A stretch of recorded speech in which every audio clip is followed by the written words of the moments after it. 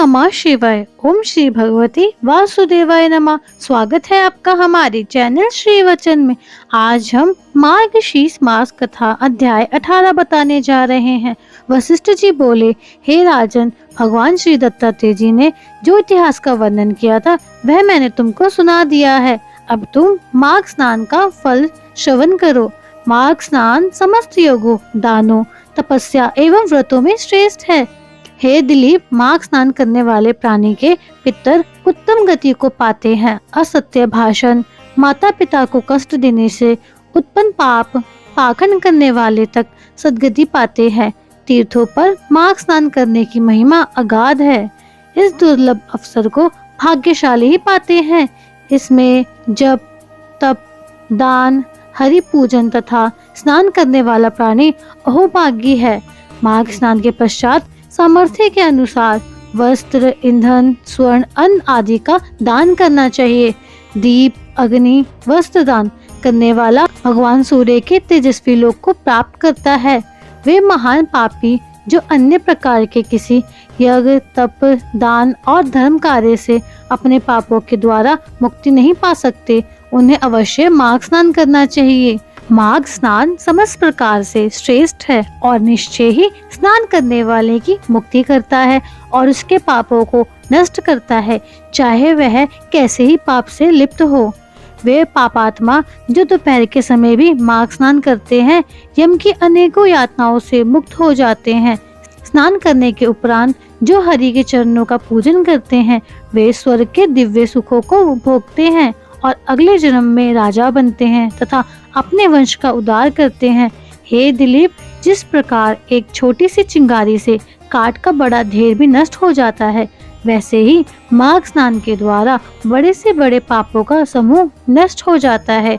मन, कर्म, वचन के द्वारा हुए समस्त पाप नष्ट हो जाते हैं।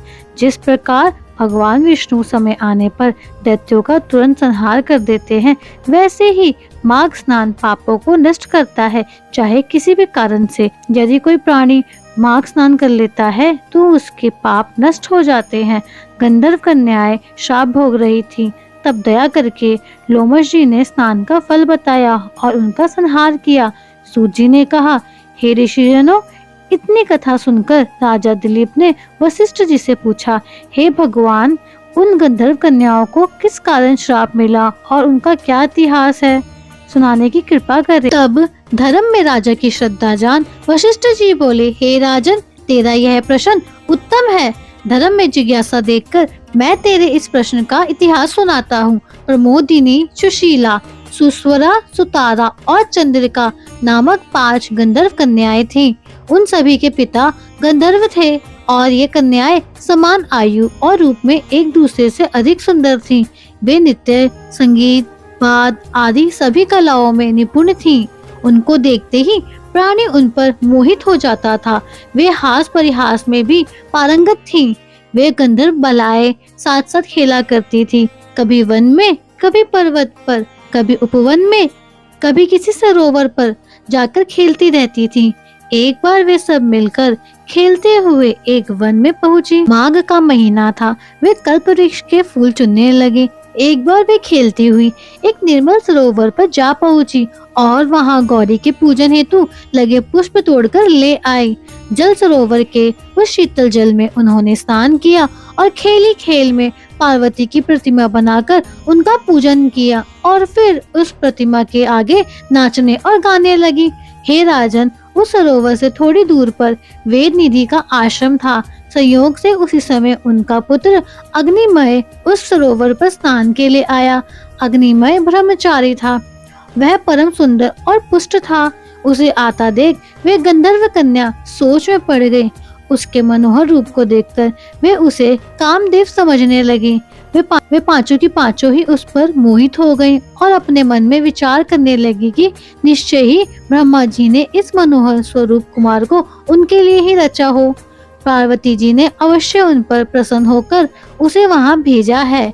वे आपस में कहने लगे कि मैंने इसे वरा है। इन कुमारियों की ओर से अज्ञानी वह ऋषि कुमार सरोवर में स्नान करने के बाद अपनी पूजा वंदना में लग गया। जब वह समस्त क्रियाओं से निर्मित हुआ तो उसके कानों में गंधर्व कन्याओं की बातें पड़ी। वह मन ही मन विचारने लगा कि आज महान अनर्थ हो गया जो वह इन कन्याओं के समीप आ गया। स्त्री की माया बड़ी विचित्र होती है, वह देवताओं तक को मोहित करके अपने धर्म से डिगा देती है। इस प्रकार सोच विचार कर ऋषि कुमार ने उन सुंदरियों से अपनी रक्षा करने के लिए अपने को योग बल के द्वारा अंतर ध्यान कर लिया। जब उन कन्याओं ने उस युवक को नहीं देखा तो वह बड़ी अधीर हुई। वे उसे चारों ओर अधीर होकर खोजने लगी, परंतु वह उन्हें कहीं नहीं मिला। वियोग के कारण दुखी उन कन्याओं ने इंद्रजाल अथवा कोई माया जाल जानकर लौटने का निश्चय किया। विरह से तृप्त बहुत विलंब करके जब वह अपने घर पहुंची, उनकी माताओं ने उनसे देर से आने का कारण पूछा और उनके चेहरों पर विषाद चिन्हों को देखकर तरह तरह के प्रश्न पूछने लगी। धन्यवाद। ये अध्याय हमारा यहीं समाप्त होता है। इसके आगे की कथा हमारे 19वें अध्याय में है। अगर आपको वीडियो अच्छी लगी तो वीडियो को लाइक करें, शेयर करें और सब्सक्राइब करें हमारे चैनल श्री वचन।